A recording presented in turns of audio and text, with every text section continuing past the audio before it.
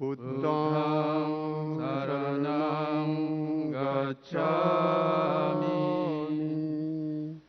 Dhammang saranang gacchami,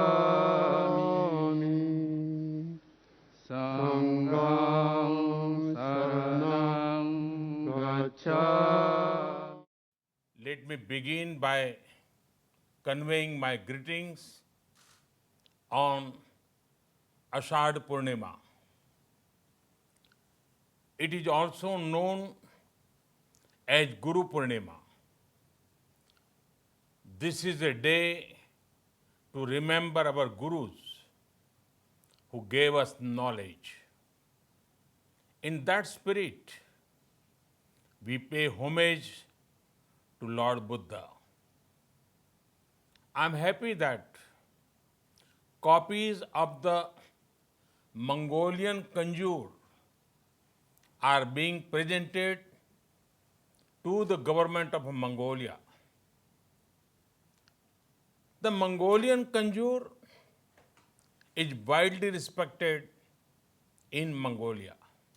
संस्कृति मंत्रालय ने एक मैन्युस्क्रिप्ट में उसमें कुंजूर की प्रतियों का फिर से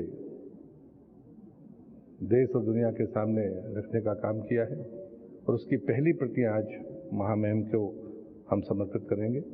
माननीय राजदूत को भी हम भेंट करेंगे ताकि उनके माध्यम से मंगोलिया की तमाम मॉनेस्ट्री में क्रमशः हम उन प्रतियों को पहुंचा पाएं। कुंजूर मंगोलियाई जितने भी बौद्ध विचारक हैं, अनुयायी हैं, उनके लिए भगवान की वाणियों के रूप में वो उसको श्रद्धा रखते हैं। 108 वॉल्यूम हैं। उन 5 वॉल्यूम्स को उसकी छपाई करवाने के बाद नियमित तौर पर मंगोलिया के राजदूत के माध्यम से हम उसको लगातार देने की कोशिश करेंगे।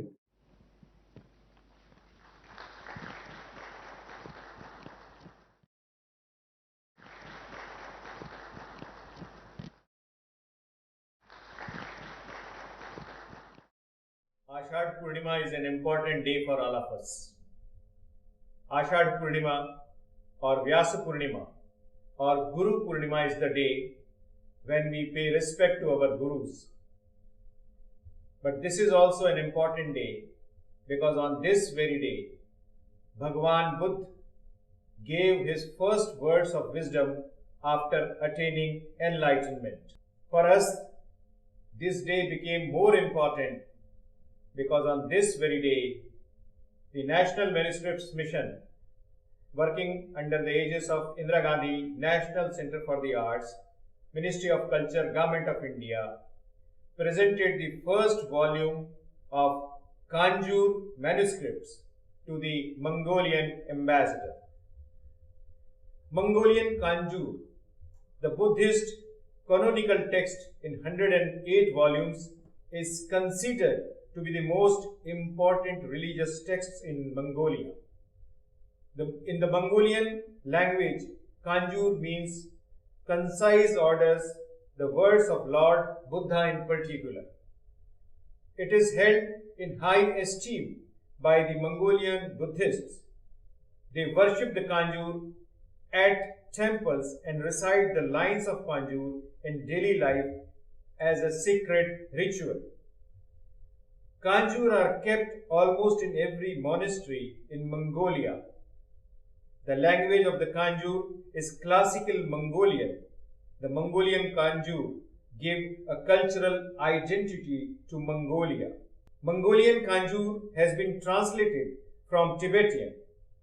These texts were translated from 14th to 18th century and printed with wooden blocks in the 18th century under an imperial order. The major part of the Kanjur has translated in the regime of King Altan Khan in 16th century.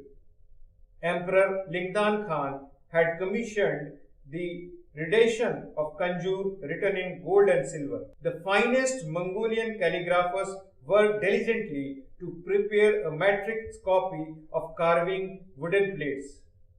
It was written in gold and silver at the Kutabla Bakshayu Monastery. It is called the Lotus Gold Kanjur. In 1650, a copy of the Lingdan Khan edition was commissioned for East Mongolian princes. According to the late Professor Rinchen, during the socialist period, 10 million xylographs were put to fire and monasteries of their secret scriptures.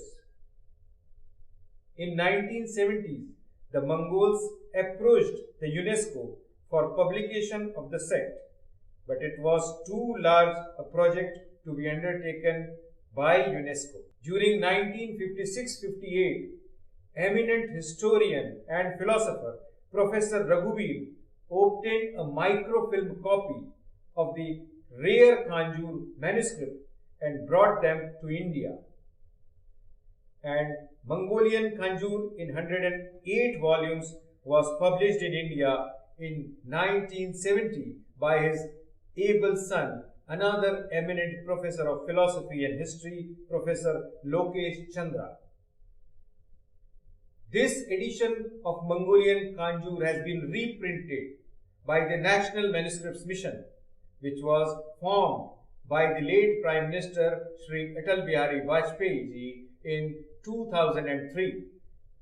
With the inspiration of our Honorable Prime Minister Shri Narendra Modi ji, these manuscripts have been reprinted and we intend to send them to all the monasteries of Mongolia. The Honorable Minister of State for Culture and Tourism Independent Charge, Shri Prahlad Singh Patel, took keen interest to print these manuscripts by the National Manuscripts Mission.